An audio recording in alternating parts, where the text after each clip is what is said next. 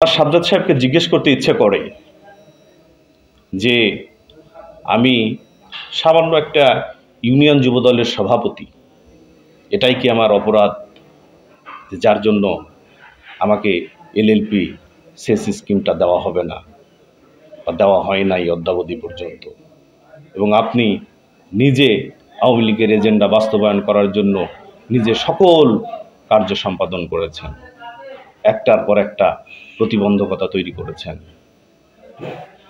আপনি এটা কোথায় শেষ করবেন? আমি বিএনপির রাজনীতির সাথে জড়িত, তখন সে আমাকে চ্যালেঞ্জ হিসেবে নিয়েছে। এটা আমাকে প্রতিপক্ষ মনে করে সে ঘায়েল করার জন্য প্রতিনিয়ত সে একটার পর একটা প্রতিবন্ধকতা অদ্যাবধি সে তৈরি করে চলেছে। আমার মতো এরকম বহু হুমায়ুন কবিরকে আপনি প্রতারিত করেছেন। আমি চাইব এটাই যেন আপনার শেষ প্রতারণা হয়, আগামীতে যেন আমার মতো আর কোনো হুমায়ুন কবিরকে প্রতারিত না হতে হয় এই সাজ্জাদ হোসেনের মতো লোকদের কাছে। প্রিয় সাংবাদিক ভাইয়েরা, আমি মোহাম্মদ হুমায়ুন কবির, আমি বড়াইগ্রাম উপজেলার জোয়ারি ইউনিয়নের আহমেদপুর গ্রামের স্থায়ী বাসিন্দা, পেশায় একজন কৃষক।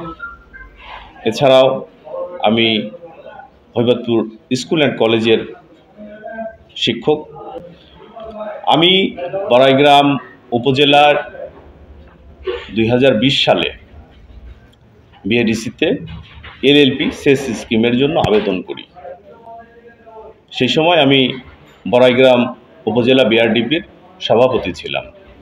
এই বরাদ্দ আসছে, তখন আমি সেখানে আবেদন করি, এবং আবেদন করার পরে আমি নির্বাহী প্রকৌশলী সাজ্জাদ হোসেনের সাথে যোগাযোগ করি এবং ওনাকে আমি ডিটেলস বলি যে আমি ভূপরিস্থ পানির উত্তম ব্যবহার করতে চাই, যার জন্য এটা নিতে আমি আগ্রহী।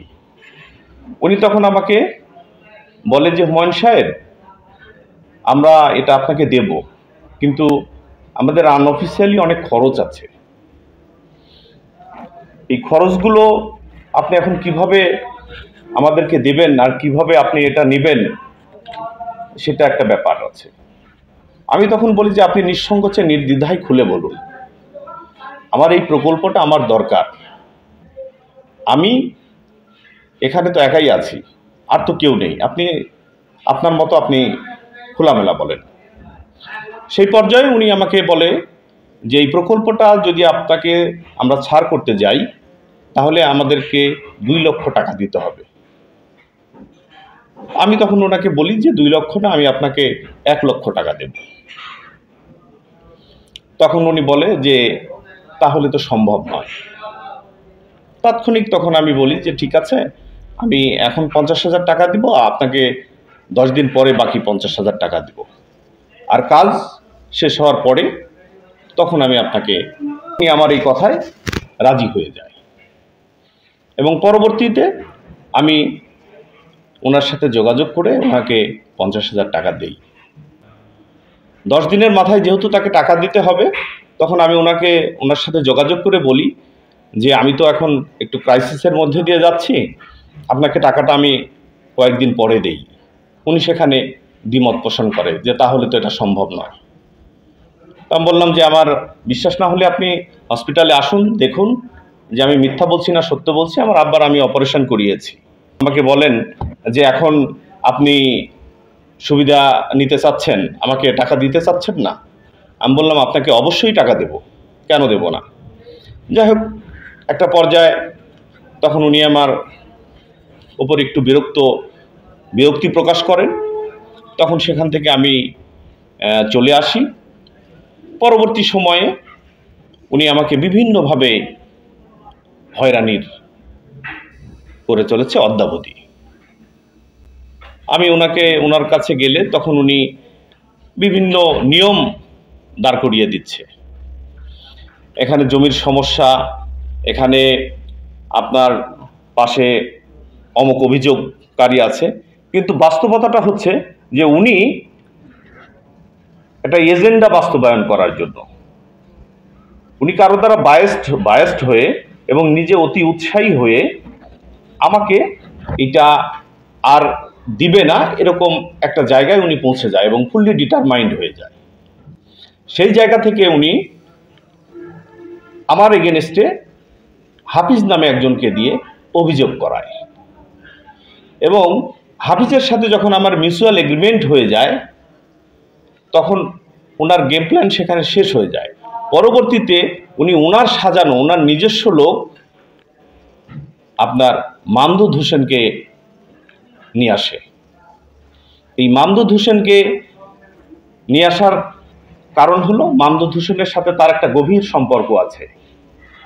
আপনারা খোঁজখবর নিয়ে জেনে দেখবেন যে এই মামদুদ হোসেনকে সে টাকার বিনিময়ে পাইপলাইন বরাদ্দ দিয়েছে ৮০,০০০ টাকার বিনিময়ে এবং এই মামদুদের সাথেও আমার একটা পর্যায়ে মিউচুয়াল এগ্রিমেন্ট হয়ে যায়। পরবর্তীতে উনি সেলিম রেজা নামক একজনকে দিয়ে আবার অভিযোগ দাখিল করে আমার প্রতিপক্ষ হিসেবে, কারণ উনি টোটালি ডিটারমাইন্ড এটা আমাকে দেবে না।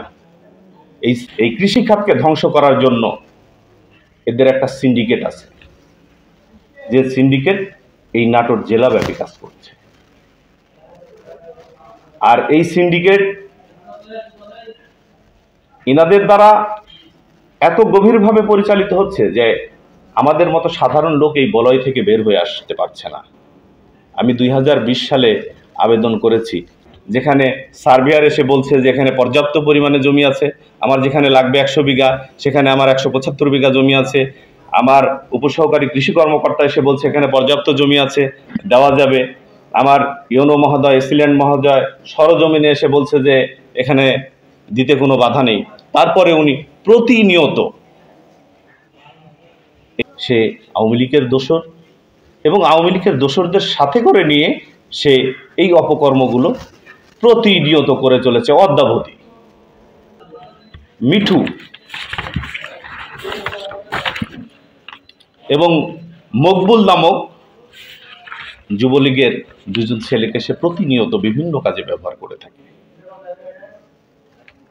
তাদেরকে ব্যবহার করার উদ্দেশ্য যেন এখানে কোনো বাধা না আসে, যার জন্য সে যুবলীগের ক্যাডার ব্যবহার করে থাকে। আমি আপনাদের মাধ্যমে বিএডিসি চেয়ারম্যান, কৃষি সম্প্রসারণ অধিদপ্তর সচিব সকলের দৃষ্টি আকর্ষণ করছি, আপনারা এই সাজ্জাদ হোসেনের সকল অপকর্মের বিষয়ে আপনারা অনুসন্ধান করুন। ওনার অনিয়ম দুর্নীতির শেষ নেই।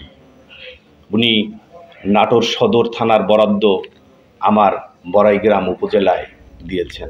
উনি বাগাতিপাড়ার বরাদ্দ আমার বড়াইগ্রাম উপজেলায় আটঘরিয়া মৌজায় দিয়েছেন। নাটোর সদরের শরীফুল নামক এক ব্যক্তিকে সে বরাদ্দ দিয়েছে। বাগাতিপাড়ায় বিদ্যুৎনগরের বাবলুকে সে বরাদ্দ দিয়েছে। আমি ব্যক্তিগতভাবে মনে করি এটা ব্যাপক একটা অর্থের বিনিময়ে সেই কাজ করেছে, কারণ শেষ নীতিমালা বহির্ভূতভাবে কাজ করতে গেলে সেখানে অর্থ ছাড়া কাজ সম্ভব না। কারণ উনি আমার মতো সাধারণ কৃষকের কাছ থেকে যেভাবে অর্থ হাতিয়ে নেওয়ার জন্য এখন পর্যন্ত আমাকে দেয় নাই, তো সেই লোকগুলোকে সে কী অবস্থা করেছে সেটা তারাই ভালো বলতে পারবে। আমি এই ঘুষখোর সাজ্জাদের মতো